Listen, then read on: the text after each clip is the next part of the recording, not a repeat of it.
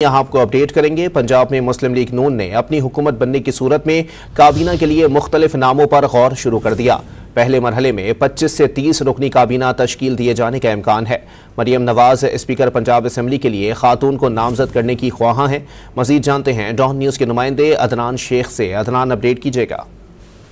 आज बिल्कुल पंजाब में काबीने की तश्कील के मामले पर जो है कुछ नाम जो है वो जेर गौर हैं और स्पीकर पंजाब असम्बली के लिए लीगी रहनुमा मियां मुस्तफा शुजाउर रहमान और उस्मा बुखारी का नाम फेवरेट है, जबकि पंजाब के मुख्तलिफ डिवीजन और इजलास से सूबाई गुजरा जो है वो लिए जाने का भी इम्कान है। जबकि पंजाब के पहले मरहले में 25-30 रुकनी काबीना जो है वो तश्कील दी जाएगी, जबकि लीगी रहनुमा मलिक अहमद खान को वजीर कानून पंजाब बनाए जाने का इम्कान है, जबकि ख्वाजा सादिर सीख और ख्वाजा इमरान नज़ीर को सेहत की वजारत दिए जाने का इम्कान है, जबकि लीगी रहनुमा फैसल खोखर को वजीर तालीम बनाए जाने का इम्कान है और बिलाल यासीन जो है वो पहले भी वजीर खुराक रहे हैं और इस बार भी हो सकता है कि उनका नाम जो है वो निकल आए।